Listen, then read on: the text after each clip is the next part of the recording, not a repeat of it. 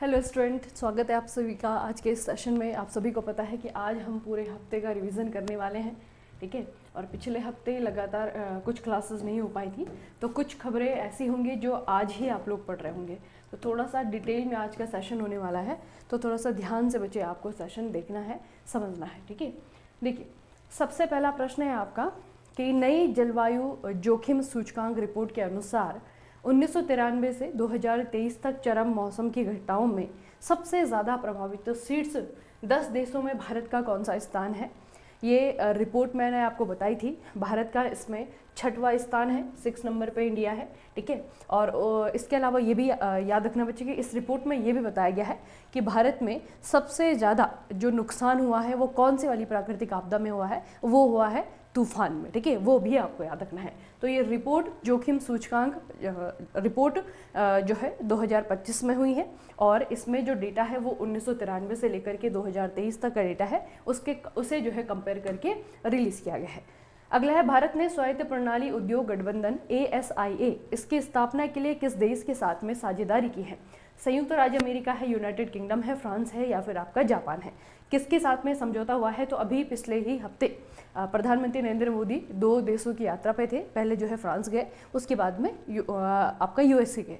तो USA में जाकर के बच्चे प्रधानमंत्री नरेंद्र मोदी ने संयुक्त राज्य अमेरिका के वर्तमान राष्ट्रपति डोनाल्ड ट्रंप के साथ में बहुत सारी चीज़ों पे साझेदारी की। तो इनमें से एक है आपका स्वायत्त प्रणाली उद्योग गठबंधन, ठीक है। इसे जो है आपका आप लोग देख सक रहे थे कि इसे जो है एशिया कहा जा सकता है, ठीक है। भारत ने स्वायत्त प्रणाली उद्योग गठबंधन इसके साथ में साझेदारी की है, और इससे रिलेटेड बच्चे और भी चीज़ें हैं जो आपको याद रखनी है। देखिए, भारत दुनिया का पहला ऐसे देश है जिसके साथ अमेरिका ने UDA प्रौद्योगिकियों पर काम करने के लिए पेशकश की है। अब ये UDA क्या होता है? UDA बच्चे, UDA टेक्नोलॉजी क्या होता है? UDA में आपका इसका मतलब क्या है? तो UDA का पहले तो फुल फॉर्म है अंडर वाटर डोमेन अवेयरनेस, ठीक है। यानी कि ये इस प्रकार की टेक्नोलॉजी है जिसमें कि अंडर वाटर जो चीज़ें काम करती हैं उस पर काम किया जाता है, ठीक है। तो UDA पहले तो ये समझिए। उसके बाद अनमैन्ड अंडर वाटर व्हीकल्स को जो है आपका UUV कहा जाता है। अनमैन्ड मतलब कि जिसमें इंसान नहीं होता है। एक आपका ड्रोन होता है जिसमें कि इंसान नहीं होता है, फिर भी वो व्हीकल जो है उड़ रहा है हवाओं में। उसी तरीके से जो है आपका एक ऐसी पनडुब्बी है, एक ऐसी सबमरीन है जो कि पानी के नीचे जो है तैर रही है, लेकिन उसमें इंसान नहीं है उसे कंट्रोल करने के लिए, ठीक है। तो अनमैन्ड अंडर वाटर व्हीकल्स को UUV कहा जाता है।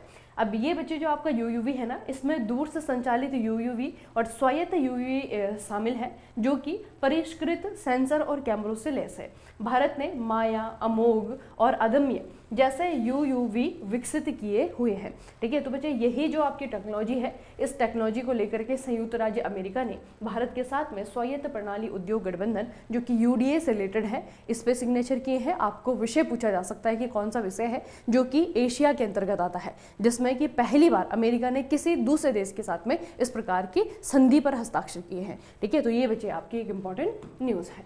अगला है, टाटा समूह के चेयरमैन N चंद्रशेखरन को UK भारत व्यापार संबंधों में उनके योगदान के लिए UK के द्वारा, यूनाइटेड किंगडम के द्वारा किस प्रतिष्ठित मानद पुरस्कार से सम्मानित किया गया है? कौन सा वाला पुरस्कार दिया गया है? अभी इनका नाम याद रखना। आपको इस तरीके से प्रश्न पूछा जा सकता है कि टाटा ग्रुप इसके वर्तमान में चेयरपर्सन कौन है? तो इनका नाम है बच्चे N चंद्रशेखरन, और इन्हें कौन सा वाला दिया गया है? ये है आपका the order of the British Empire, ठीक है। The order of the British Empire, ये सम्मान इन्हें दिया गया है। अगला है, the new icon Savarkar and the fact पुस्तक के लेखक कौन है?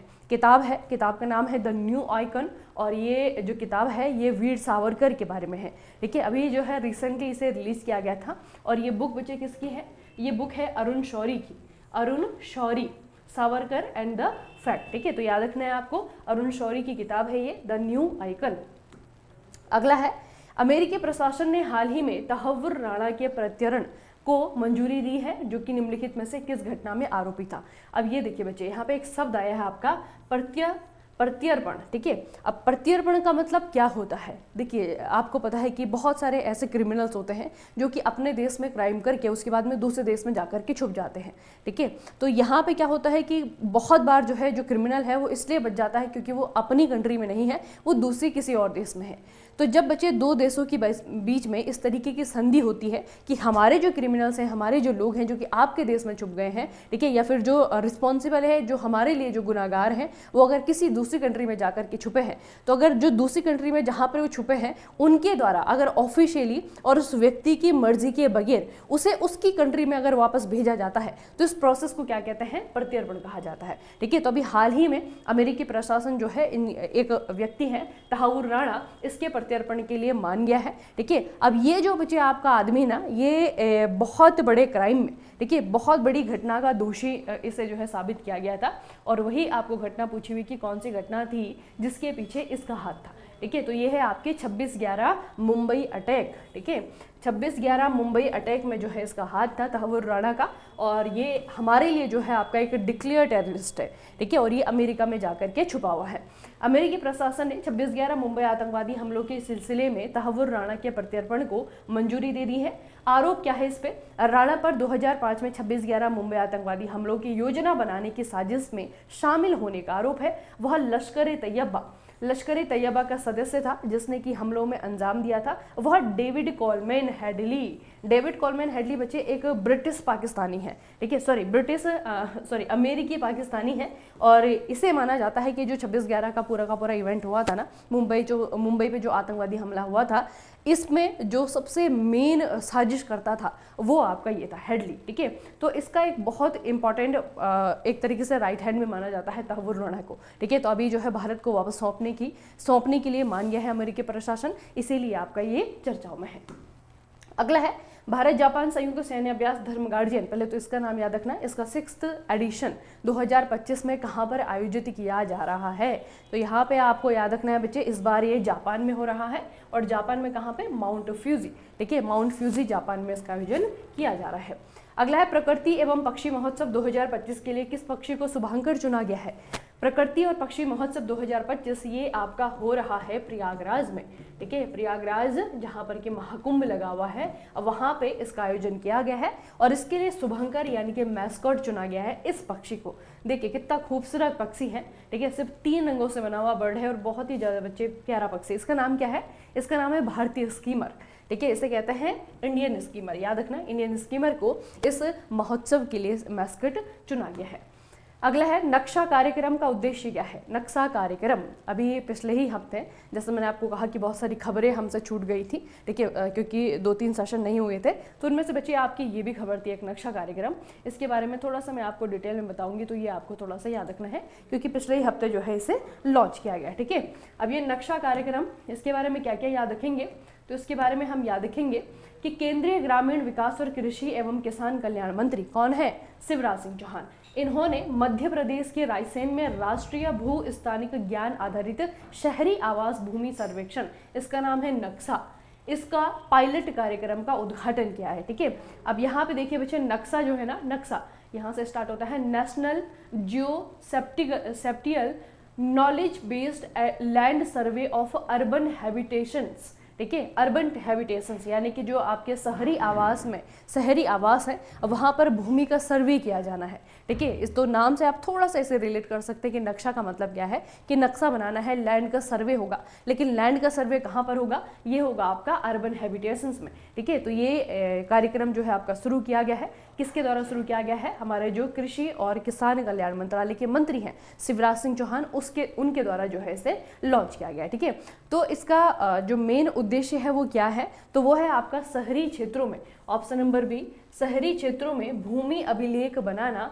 और उन्हें अद्यतन करना। ठीक है, तो जितने भी आपकी लैंड है शहरी क्षेत्रों में, उनको जो है पहले तो उनका सर्वे किया जाएगा, लैंड रिकॉर्ड बनाया जाएगा। ठीक है, और उसको जो है क्रिएट किया जाएगा, जिनके नहीं बने हुए हैं उन्हें क्रिएट किया जाएगा, जिनके पुराने हैं उनको अपडेट किया जाएगा। ठीक है, तो बेसिकली नक्शा कार्यक्रम जो है आपका लैंड रिकॉर्ड को क्रिएट करने के लिए और लैंड रिकॉर्ड को बनाने के लिए जो है आपका ये किया गया है। ठीक है, तो याद रखना बच्चे, किसके द्वारा इसे लॉन्च किया गया है, कहाँ पर लॉन्च किया गया है, और इसका उद्देश्य है शहरी भूमि सर्वे का आधुनिकीकरण, अभिलेखों को अद्यतन यानी कि नया करना, भूमि विवादों को कम करना। ठीक है, ये आपको याद रखना है।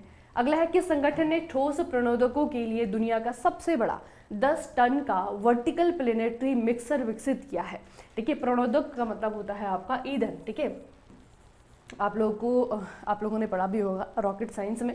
तो ये बच्चे आपका जो ठोस प्रणोदक है, ये जो आपके ईंधन है, इसके लिए दुनिया का सबसे बड़ा किस देश ने बनाया है, किस कंट्री ने बनाया है ये भी पूछा जा सकता है, किस ऑर्गेनाइजेशन ने बनाया है वो भी पूछा जा सकता है। तो दुनिया का सबसे बड़ा वर्टिकल प्लेनेटरी मिक्सर है ये, ठीक है, लगभग 10 टन की इसकी क्षमता है। और इसे किसके द्वारा बनाया गया है, तो ये आपको याद रखना बच्चे कि इसे भारत के द्वारा बनाया गया है, ठीक है, इसे जो है भारत ने बनाया है। और भारत में इस सेक्टर की जो सबसे बड़ी ऑर्गेनाइजेशन है वो कौन सी है, इसरो, ठीक है, इंडियन स्पेस रिसर्च ऑर्गेनाइजेशन के द्वारा दुनिया का सबसे बड़ा वर्टिकल मिक्सर प्लेनेटरी मिक्सर विकसित किया गया है। इसकी कैपेसिटी 10 टन है और ये जो है आपका इसरो के द्वारा डेवलप किया गया है। और ये बच्चे आपका भारत के लिए भी पूछा जा सकता है।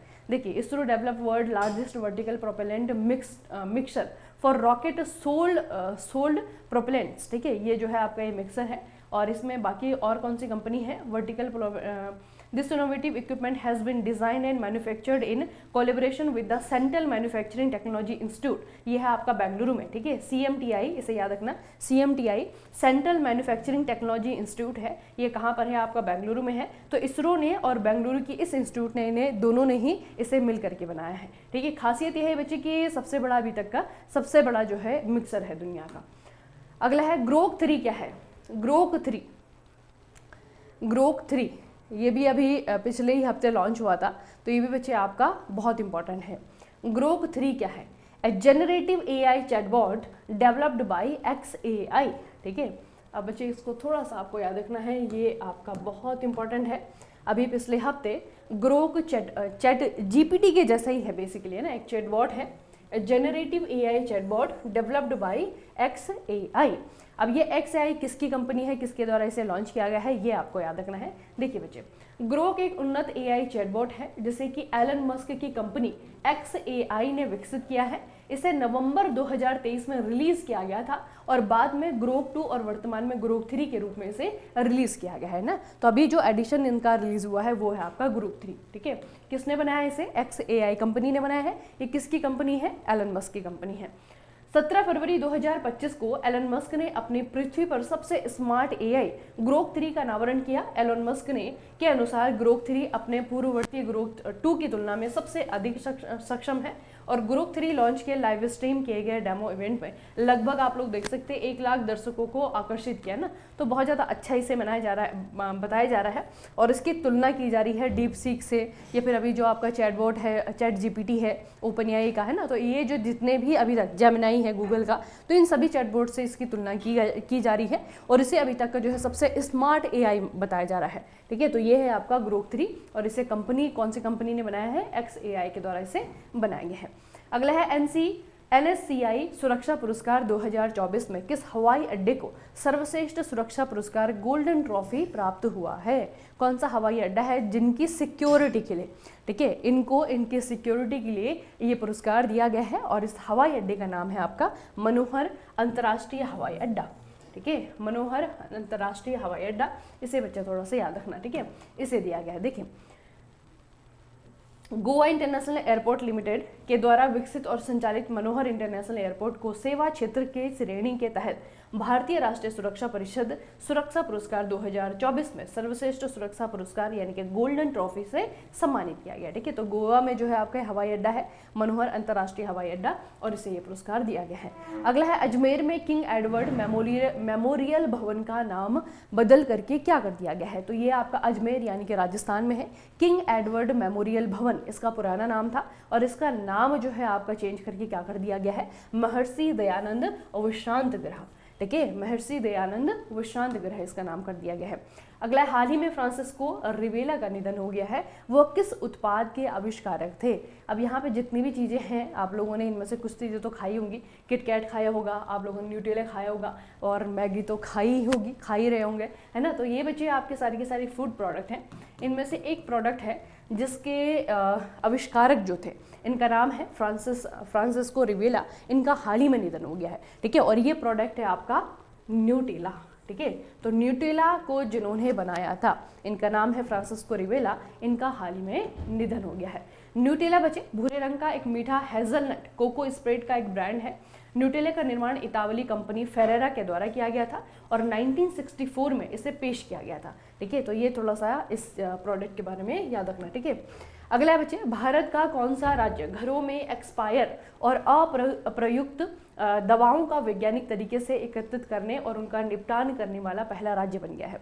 अब देखिए, ये वाली समस्या आप लोगों ने कई बार घर में देखी होगी।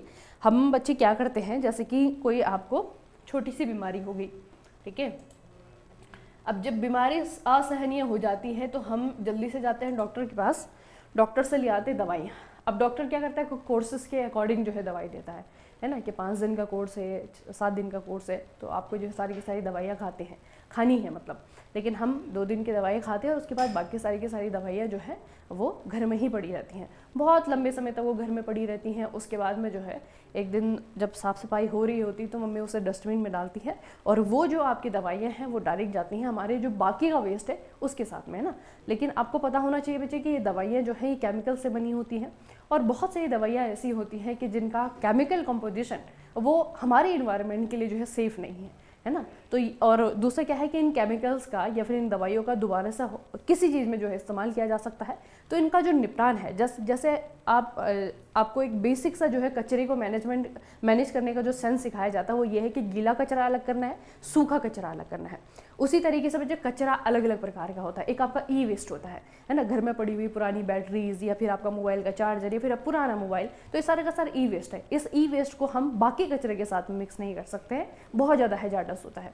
उसी तरीके से ये जो आपका मेडिकल वेस्ट इससे कह सकते हैं ना, जो अनप्रयुक्त जो दवाइयाँ हैं जिनका इस्तेमाल हम नहीं कर रहे हैं या और हमने फ्यूचर में कभी करना भी नहीं उनका इस्तेमाल, ठीक है, बस घर में वो पड़ी हुई हैं, हम ले आए थे केमिस्ट से और खाई नहीं, है ना। तो वो वाली जो आपकी दवाइयाँ हैं उनको मैनेज किया जा रहा है, ठीक है, और एक जो है आपका एक सिस्टमेटिक वे से जो है इन्हें मैनेज किया जा रहा है और इनका इस्तेमाल किया जा रहा है। तो ये बच्चे घरों से एक्सपायर और अप्रयुक्त दवाओं का वैज्ञानिक तरीके से पहले इनका कलेक्शन किया जाएगा और उनका निपटान किया जाएगा। तो ये करने वाला हमारे देश का पहला स्टेट कौन सा बना है, ये बना है केरला, ठीक है, याद रखना, ये बना है आपका केरला।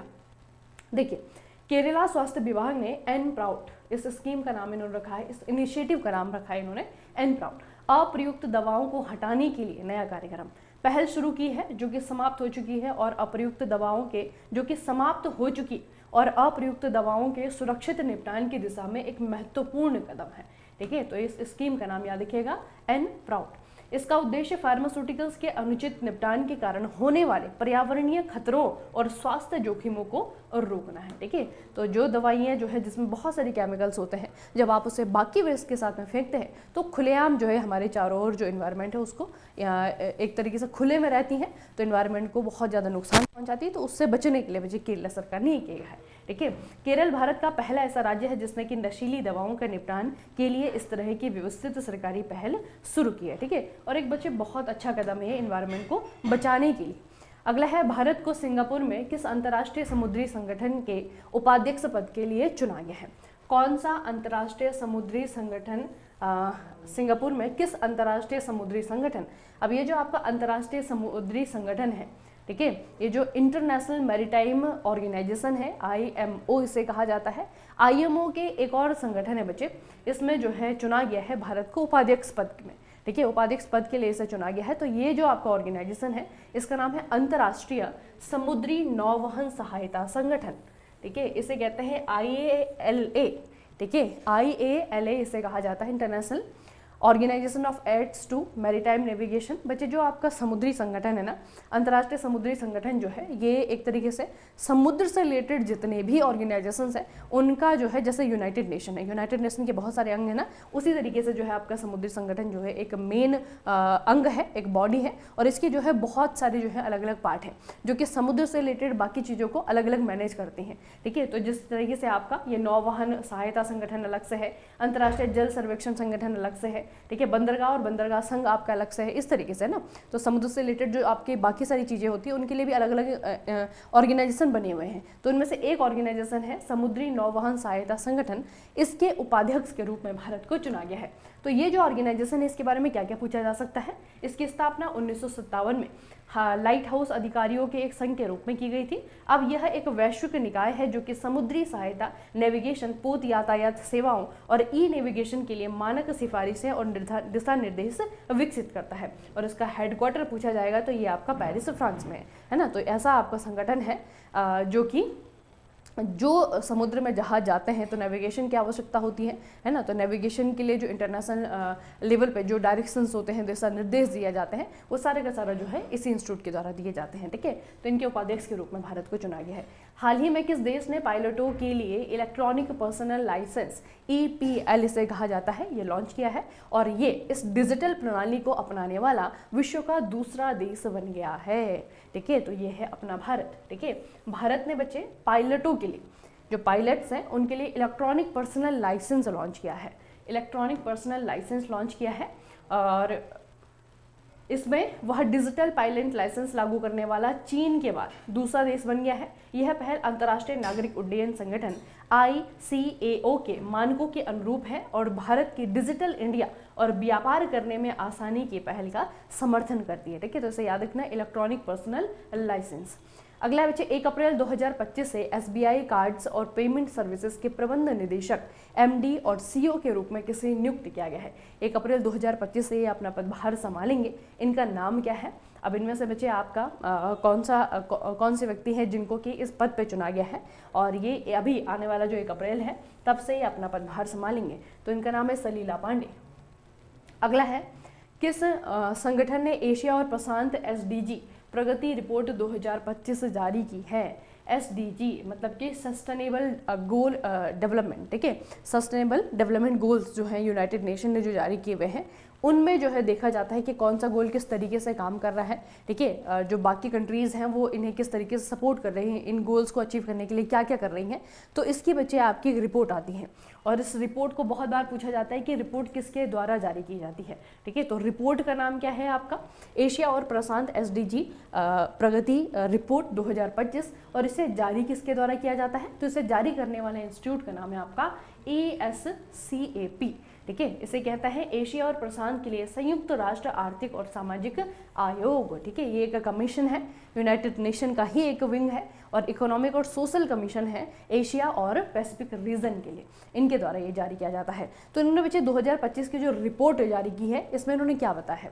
2025 की रिपोर्ट से पता चलता है कि डेटा की उपलब्धता में सुधार हुआ है, लेकिन कमियां बनी हुई हैं। 2024 में केवल 54% SDG संकेतकों में कम से कम 2 डेटा बिंदु थे, ठीक है। उसके बाद जो है ये थोड़ा सा आपका पूछा जाने वाला पॉइंट है।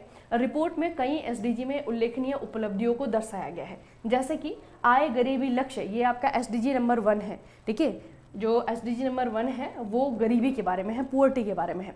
दूसरा आपका जो लक्ष्य 2 है, मतलब कि SDG 2 है, अल्प पोषण मालन्यूट्रिशन को लेकर के है, ठीक है। इसमें कमी देखी गई है।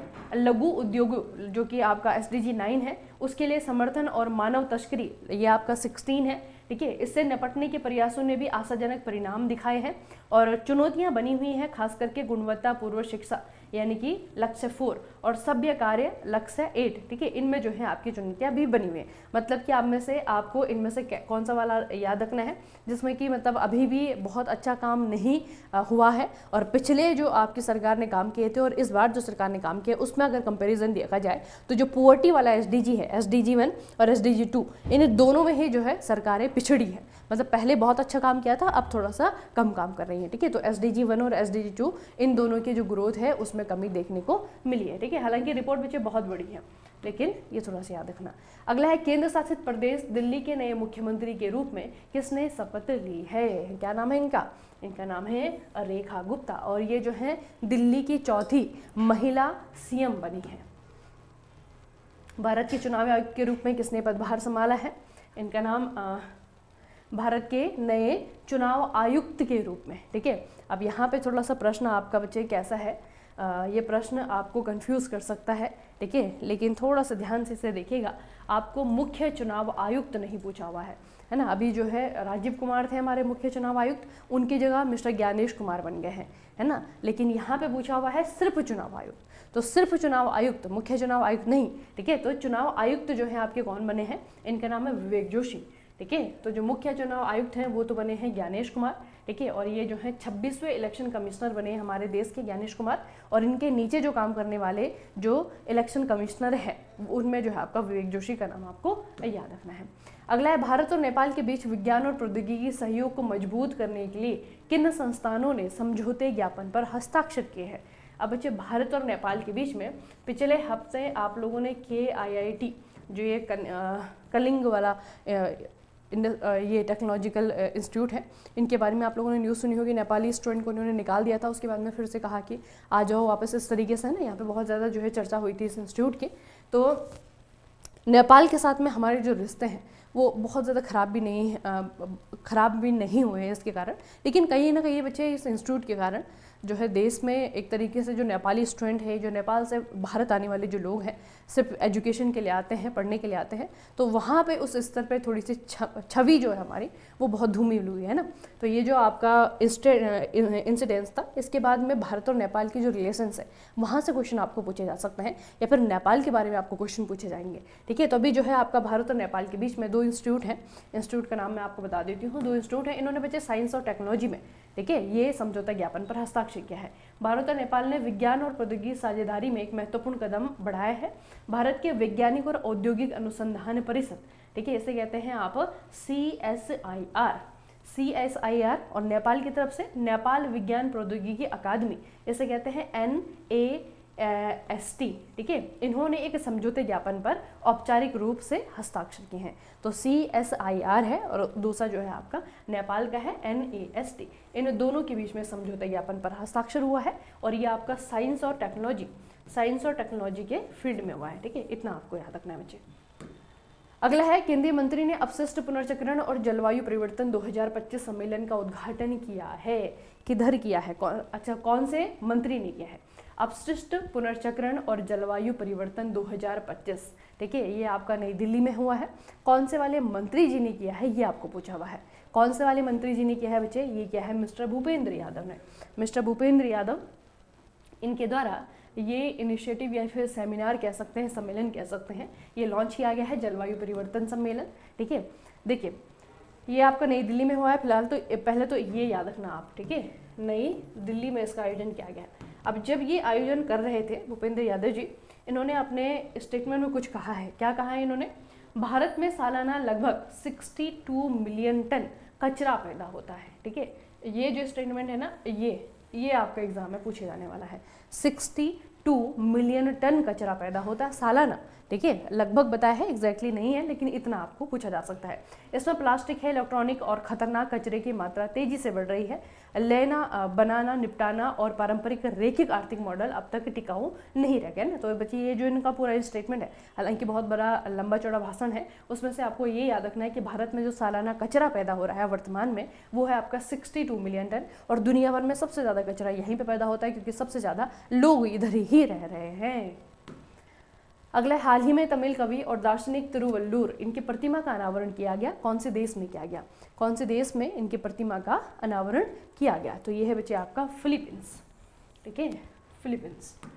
अगला प्रश्न है, 5वां बहुपक्षीय नौसैनिक अभ्यास कोमोडो इसका आयोजन कहाँ पर किया गया? तो ये आपका इंडोनेशिया में हुआ है। बहुपक्षीय नौसैनिक अभ्यास, बहुपक्षीय यानी कि बहुत सारे कंट्रीज इसमें हिस्सा लेते हैं। इंडोनेशिया में इसका आयोजन किया गया। अमेरिकी नौसेना ने भी इंडोनेशिया के बाली में इंडोनेशिया नौसेना के द्वारा आयोजित बहुपक्षीय नौसेना अभ्यास कोमोडो के उद्घाटन समारोह में 20 से ज़्यादा नौसेनाओं के साथ में भाग लिया है। अगला है, हाल ही में यूके में मानद नाइटहुड की उपाधि से किसे सम्मानित किया गया है? यूके में मानद नाइटहुड, इसकी उपाधि से किसे सम्मानित किया गया है? अभी हमने स्टार्टिंग में ही पढ़ा था। ये सम्मान आपको अलग अलग नाम से पूछा जा सकता है, तो याद रखना है आपको कि टाटा ग्रुप के जो चेयरपर्सन है एन चंद्रशेखरन, उनको जो है आपका यूनाइटेड किंगडम का मानद नाइटहुड उपाधि से सम्मानित किया गया है। भारत में गूगल का सबसे बड़ा कैंपस अनंत किस शहर में स्थित है? अनंत बच्चे, अनंत जो है व्यक्ति नहीं है, ये बिल्डिंग का नाम है। ठीक है, ये दिखाती हूँ मैं आपको, ये रही आपकी अनंत। ठीक है, अनंत जो है भारत में गूगल का सबसे बड़ा कैंपस है, और ये कैंपस है किधर? ये कैंपस आपका कहाँ पर है? मुंबई में है, बेंगलुरु में, हैदराबाद में है, गुरुग्राम में है। कहाँ पर ये आपका बेंगलुरु में है, IT सिटी है, तो यहीं पे जो है अनंत लोकेटेड है। अगला है, किस राज्य सरकार ने अन्न भाग्य योजना के अतिरिक्त 5 किलो चावल देने की घोषणा की है? देखिए बच्चे, अन्न भाग्य योजना जो है अन्न भाग्य योजना, इसके तहत अब 10 किलो चावल वितरित शुरू किया जाएगा, मतलब 10 किलो चावल दिया जाएगा, और 5 किलो चावल और शेष 5 किलो के लिए प्रति व्यक्ति 170 रुपये मिलते थे। देखिए बच्चे, अब ये जो आपकी स्कीम थी ना, इसका नाम है अन्न भाग्य योजना। ये जो है पहले 5 किलो चावल डिस्ट्रीब्यूट करते थी, ठीक है। अभी यहाँ की सरकार के द्वारा डिक्लेरेशन किया गया कि इस अमाउंट में, ये जो 5 किलोग्राम है, इसमें थोड़ा सा बढ़ोतरी की जाएगी और ये स्कीम जो है थोड़ी सी रीडिज़ाइन की गई है, ठीक है। तो ये आपका राज्य है कर्नाटका स्टेट ने ये डिक्लेरेशन की है। आपको ये भी पूछा जा सकता है कि अन्न भाग्य योजना कौन सा राज्य सरकार की स्कीम है, तो ये कर्नाटका की है। इसके तहत जो है लोगों को आपका फ्री में या फिर कम दामों में अन्न डिस्ट्रीब्यूट किया जाता है। तो आपको याद रखना बच्चे कि 5 किलो चावल पहले दिया जाता थे, अब वो आपका 5 किलो बढ़ गए हैं। अब टोटल कितना दिया जाएगा, 10 किलो दिया जाएगा। इसमें जो है आपका 5 किलो चावल की कीमत कितनी है, 170 रुपीज़ है, ठीक है। अगला है, भारत के किस राज्य ने टिकाऊ खेती को बढ़ावा देने के लिए मृदा स्वास्थ्य कार्ड योजना का विस्तार किया है। मृदा स्वास्थ्य कार्ड योजना ये अपने आप में बच्चे बहुत इंपॉर्टेंट स्कीम है, ठीक है। इसके बारे में थोड़ा सा देखते हैं। ये जो आपकी मृदा स्वास्थ्य कार्ड योजना है, इसकी शुरुआत प्रधानमंत्री नरेंद्र मोदी के द्वारा 19 फरवरी 2015 को राजस्थान के सूरतगढ़ में की गई थी। कृषि स्थिरता में मृदा स्वास्थ्य की महत्वपूर्ण भूमिका को मान्यता देते हुए गुजरात इस पहल को लागू करने वाला देश का पहला राज्य बना था, ठीक है। और अभी इसी कार्ड को या फिर इसी स्कीम को जो है आपका थोड़ा सा एक्सटेंड किया गया है, विस्तार इसका किया गया है, और ये भी जो है आपका गुजरात ने ही किया है, ठीक है। तो याद रखना कब लॉन्च हुई थी, कहाँ से लॉन्च हुई थी। और बच्चे इसमें क्या होता है कि किसानों के लिए बेसिकली बहुत ज़्यादा बेनिफिशियल है, क्योंकि किसानों के लिए जो है आपका उनकी जो प्रोडक्शन है, उनकी जो उपज है, वो डिपेंड करती है कि मिट्टी की क्वालिटी कैसी है। तो मिट्टी की क्वालिटी को जानने के लिए जो है उनको एक हेल्थ कार्ड दिया जाता है, जो कि मिट्टी की हेल्थ जो है उन्हें बताता है। और हर जो है आपका 2 साल में 3 साल में वो कार्ड को जो है आपका रिन्यू भी करवाते हैं। तो साल दर साल जो है आपका, जैसे राजस्थान है तो राजस्थान में जो है आपका बहुत ज़्यादा इसका बेनिफिट होता है। ये फिर जो दक्षिण भारत में जो राज्य है जहाँ पर कि लवणीकरण की बहुत समस्या देखी जाती है, तो वहाँ पे बहुत बेनिफिट होता है। मतलब अगर किसानों को पता है कि हमारी मिट्टी की अगर क्वालिटी कम हो रही है, तो मिट्टी की क्वालिटी को इन्हेंस करने के लिए वो अपनी तरफ से कुछ ना कुछ चीज़ें कर सकते हैं, है ना। तभी जो है उनका जो प्रोडक्शन है वो किसी तरीके से जो है आपका बाधित नहीं होगा, उसमें किसी तरीके से चेंजेस नहीं आएंगे ना। तो अपनी मिट्टी का ख्याल रखने के लिए किसानों के द्वारा जो है आपका मृदा स्वास्थ्य कार्ड बनाया जाता है, ठीक है। 2015 की स्कीम है। अगला है, फ्यूचर ब्रांड इंडेक्स 2024 में एप्पल को पीछे छोड़ करके कौन सी कंपनी है जो कि विश्व स्तर पर दूसरे स्थान पर रही है। यह है आपका future brand index 2024। Future brand index 2024 ये कंपनी है बच्चे रिलायंस, ठीक है। कंपनी कौन सी है आपकी, रिलायंस है। देखिए, रिलायंस इंडस्ट्रीज लिमिटेड ने फ्यूचर ब्रांड इंडेक्स 2024 में एप्पल, नाइके, डिज्नी को पीछे छोड़ते हुए विश्व स्तर पर दूसरा स्थान हासिल किया है। यह पहली बार है जब किसी भारतीय कंपनी ने शीर्ष 3 में प्रवेश किया है, ठीक है। तो रिलायंस को आपको याद रखना है, ये दूसरे नंबर पर है। किस कंपनी ने एआई संचालित ग्राहक सहायता प्लेटफॉर्म नगेट लॉन्च किया है, ठीक है। नगेट क्या है, बेसिकली ये जो है आपका एक एआई चैटबॉट है, और यहाँ पे जो भी कस्टमर की समस्याएं होंगी वो सॉल्व की जाएंगी नगेट के द्वारा। तो ये है किसका, ये है आपका जोमेटो का, ठीक है। जोमेटो का है ये है आपका जोमेटो नगेट एआई एजेंट। किस राज्य ने महिलाओं, युवाओं और विकास के लिए प्रमुख योजनाओं को मंजूरी दी है, जिसमें कि दुलारी कन्या योजना का पुनरुद्धार भी शामिल है। दुलारी कन्या योजना इस राज्य में पहले से चल रही योजना है, और इस योजना को थोड़ा सा रीडिज़ाइन किया गया है। ये किया है बच्चे अरुणाचल प्रदेश ने, ठीक है। अब जो है ये योजना आपको याद रखनी है। राज्य मंत्रिमंडल ने दुलारी कन्या योजना में बदलाव किया है। इसके संस्थागत प्रस्ताव से जन्म लेने वाली लड़कियों के लिए वित्तीय सहायता में वृद्धि की गई है, ठीक है। जितना पैसा पहले दिया जाता था उससे थोड़ा सा ज़्यादा दिया जाएगा। कितना दिया जाएगा, देखिए, सावधि जमा राशि को 20,000 से बढ़ाकर के 30,000 कर दिया गया है ना। जब भी कोई कन्या का जन्म होता है ना बच्चे, तो उसके नाम पे पहले 20,000 रुपये जो है एफडी करवाई जाती थी। वो जो है जब वो 18 साल की हो जाती थी फिर उससे जो है मिलते थे। अब वो जो राशि है उसे बढ़ा करके 30,000 कर दिया गया है, ठीक है। तो 30,000 जो है ये बढ़ा करके हो गया है। 18 साल की जैसे ही होगी उसको जो है पैसा दे दिया जाएगा। उसके बाद है कि कक्षा 9 में जब दाखिला लेगी तो 20,000 का प्रत्यक्ष लाभ हस्तांतरण डीबीडी प्रदान किया जाएगा, और इस संशोधन से योजना के तहत कुल लाभ जो है आपका 50,000 रुपये हो गया है, ठीक है। तो मतलब बेसिकली याद रखना है कि लड़कियों के लिए, उनके जन्म के लिए और उनकी शिक्षा के लिए आपकी स्कीम चलती है, और इसमें जो पहले फाइनेंशियल असिस्टेंस दिया जाता था सरकार के द्वारा वो अब बढ़ा दिया गया है। तो दुलारी कन्या योजना अरुणाचल प्रदेश, ठीक है, आपको याद रखना है अरुणाचल प्रदेश। अगला है, भारत मौसम विज्ञान विभाग आईएमडी की 150 साल की यात्रा के उपलक्ष्य में भारत का पहला open air art wall museum कहाँ पर खोला गया है। Open air art wall museum, ठीक है। अब इसे बच्चे याद रखना, ये जो IMD है ना, मौसम विज्ञान विभाग, अभी जो है इसके 150 साल पूरे हुए थे और इसी उपलक्ष्य में जो है ये किया गया है। तो ये कहाँ पर किया गया है, ये जो आपका म्यूजियम बना है ये बना है नई दिल्ली में, ठीक है, नई दिल्ली में। इसकी स्थापना के 150वें वर्ष के अवसर पर 18 फरवरी 2025 को नई दिल्ली के मौसम भवन में भारत के पहले open air art wall museum का उद्घाटन किया गया है। प्रोजेक्ट वाटर वर्थ, इसके पीछे कौन सी कंपनी है जिसमें कि 50,000 किलोमीटर अंडर सी केबल बिछाना शामिल है, ठीक है। बेसिकली ये पूछा हुआ है कि जो प्रोजेक्ट वाटर वर्थ है ये किसका है, तो ये बच्चे आपका गूगल का है, ठीक है। अभी इसके बारे में सारी चीज़ें देख लेते हैं और इंडिया के लिए बेनिफिशियल है या नहीं है वो भी देख लेते हैं, ठीक है। गूगल का है, क्या क्या चीज़ें हमें याद रखनी। देखिए बच्चे, सबसे पहले Meta has announced plans to launch project Waterworth, a subsea cable network that will span 50,000 kilometre and will reach depth of up to 7,000 metre, ठीक है। तो जो केबल बिछाई जाएंगे उनकी जो टोटल लेंथ है वो इतनी होगी और केबल बिछाई जाएंगी इतनी गहराई पे, ठीक है। उसके बाद है it will be the world longest and most technologically advanced cable system connecting India, US, Brazil, South Africa and the other region, ठीक है। तो मुख्य रूप से जिन कंट्रीज को जोड़ा जा रहा है उसमें आपका इंडिया भी है, याद रखना, USA है, ब्राज़ील है, इसमें आपका साउथ अफ्रीका है, ठीक है। इन कंट्रीज़ को जो है आपका अंडर सी केबल के माध्यम से जोड़ा जाएगा। उसके बाद है it is expected to be operational by 2030, 2030 से काम भी करने लगेगा, and will address increasing demand for AI and digital services. इससे क्या होगा, जो AI सर्विसेज हैं या फिर डिजिटल सर्विसेज हैं, इनकी जो कैपेसिटी है या फिर इनकी जो परफॉर्मेंसेस हैं वो बढ़ेंगी, ठीक है। सबसी केबल, सबमरीन केबल्स भी कहा जा सकता है, they are high capacity optical fiber cables laid on the ocean floor that play a crucial role in providing global connectivity for high speed data exchange, ठीक है। तो ये डेटा जो आपकी स्पीड जितनी आ रही हुई ना, स्पीड इनहेंस होने वाली बेसिकली, ठीक है। उसके लिए क्या किया जा रहा है, समुद्र के नीचे जो है आपके जो अंडर सी केबल हैं, सब सी केबल हैं, वो बिछाए जाएंगे। तो बेसिकली जो अभी जो आपके अंडरग्राउंड जो केबल बिछी हुई है ना कनेक्टिंग के लिए, नेटवर्किंग के लिए, वो भी आपके ऑप्टिकल फाइबर हैं। तो वही ऑप्टिकल फाइबर हैं, उन्हें जो है आपके सबसे इस्तेमाल किया जाएगा। They use fast moving light pulses, चलिए ये तो आपका उसके बारे में है, केबल के बारे में है। बेसिकली आपको ये याद रखना है बच्चे कि इतने बड़े नेटवर्क को जो है बनाया जा रहा है और इसका नाम है प्रोजेक्ट वाटर वर्थ। किसके द्वारा, गूगल के द्वारा, ठीक है, मेटा के द्वारा। अच्छा गलत हो गया, सॉरी, यहाँ पे जो है आपका मेटा, ठीक है, याद रखना बच्चे इसे। अब आपको गूगल ही याद रहेगा, मेटा याद रखना, मेटा, ठीक है। मेटा जो है ये पूरा का पूरा जो केबल का कनेक्शन है, नेटवर्क है, वो बना रहा है, ठीक है। इंडिया के लिए भी इंपॉर्टेंट है क्योंकि इंडिया को भी इसका बेनिफिट मिलेगा। India will soon launch 2 cable system, India भी जो है बहुत जल्दी 2 केबल सिस्टम लॉन्च करने वाला है।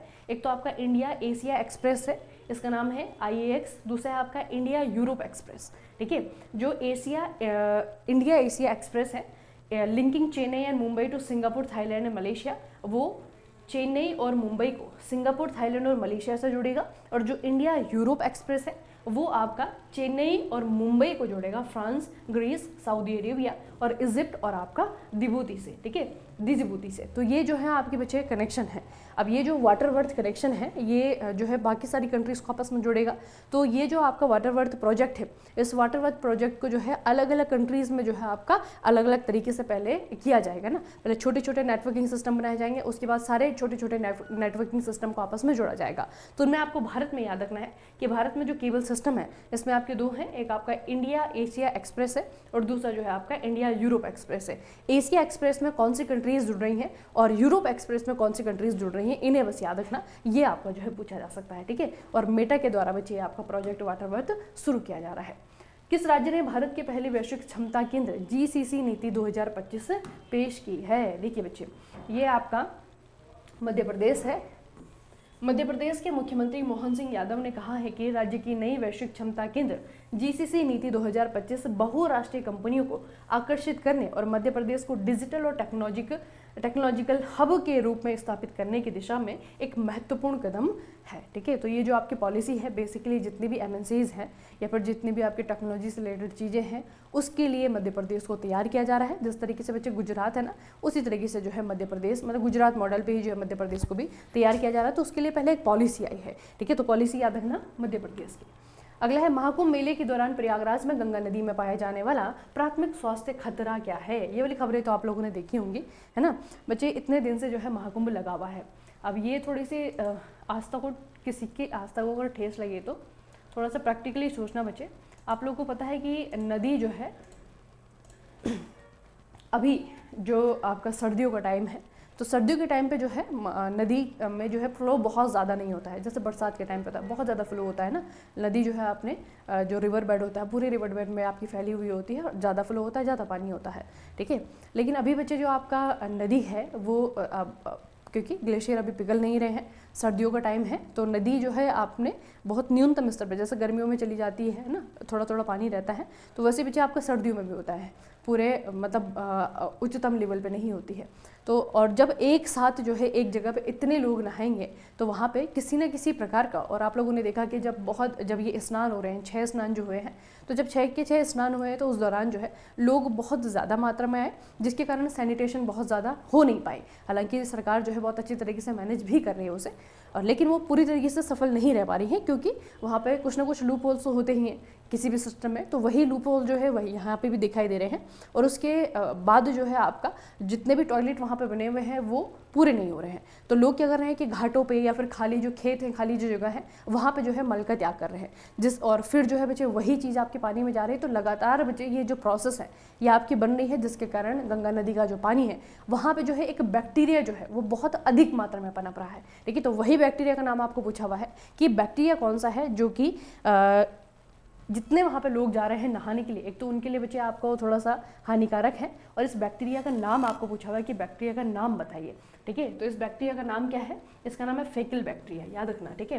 फेकल बैक्टीरिया है, ये जो है प्राथमिक स्वास्थ्य खतरा है, और एक तरीके से इसकी अभी डिक्लेरेशन भी कर दी गई थी, लेकिन अभी सरकारी तो नहीं हुआ है कुछ भी, लेकिन जो न्यूज़पेपर हैं उन न्यूज़पेपर में जो है आपका ये छपा जरूर है बच्चे। ये देखिए 18 फरवरी की न्यूज़ है ये। Mahakumbh, what is the faecal bacteria found in alarming levels in Prayagraj waters. Ganga is considered sacred by the many, but a high level of fecal coliform bacteria has raised concern amid Mahakumbh Mela Prayagraj, है ना। तो इस महीने की शुरुआत में एनजीटी को सौंपी गई केंद्रीय प्रदूषण नियंत्रण बोर्ड सीपीसीबी की रिपोर्ट के अनुसार नदियों के संगम पर फेकल कैलिफॉर्म मानव और पशु मल से निकलने वाला सूक्ष्म जीव का स्तर उच्च है, जिसमें लाखों लोग पवित्र डुबकी लगा रहे हैं, ठीक है। तो ये उनकी हेल्थ के लिए जो है आपका थोड़ा सा क्या है, कंसर्निंग बात है। तो ये बच्चे थोड़ा सा याद रखना है, इसका नाम क्या है, फेकल बैक्टीरिया।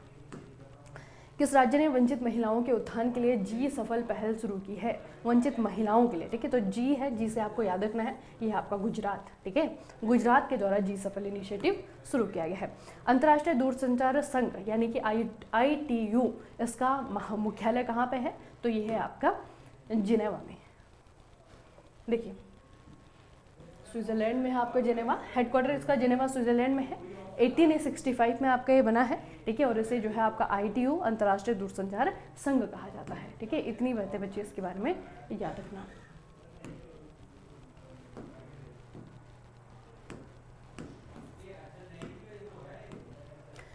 2025 में 17वां ब्रिक्स सम्मेलन कहाँ पर आयोजित किया जाएगा? जुलाई में है, कि जुलाई में होना है इसे, और जुलाई में बच्चे आपका ये होगा रियो डी जेनेरो। ये आपका कहाँ पे है? ये है आपका ब्राज़ील, ठीक है। तो 2025 का जो ब्रिक्स शिखर सम्मेलन है ये आपका ब्राज़ील के द्वारा होस्ट किया जाएगा।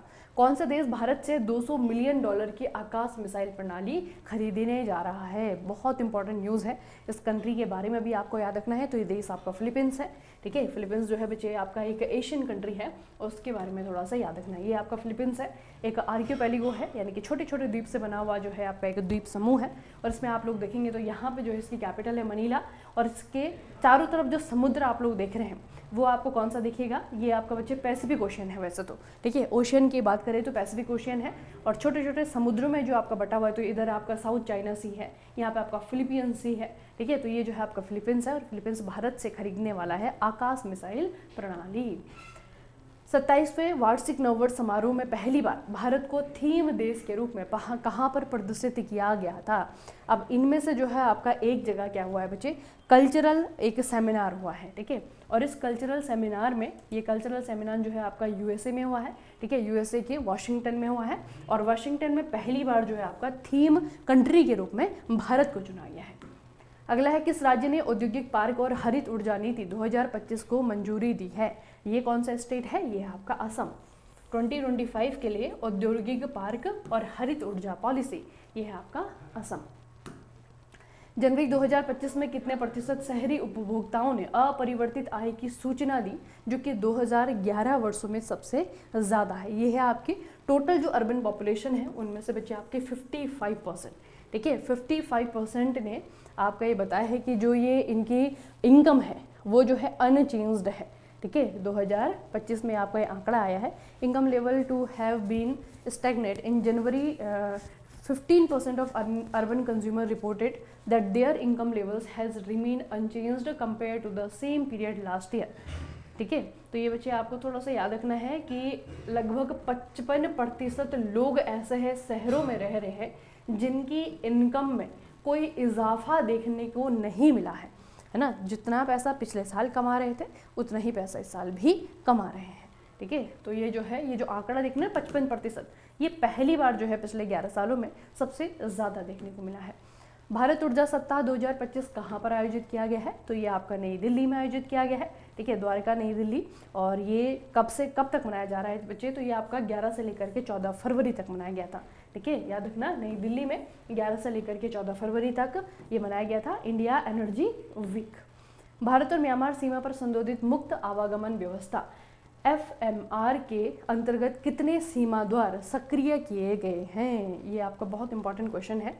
भारत और म्यांमार के बीच में बच्चे बाउंड्री है, साझा बाउंड्री है दोनों के बीच में, ठीक है, लैंड बाउंड्री है।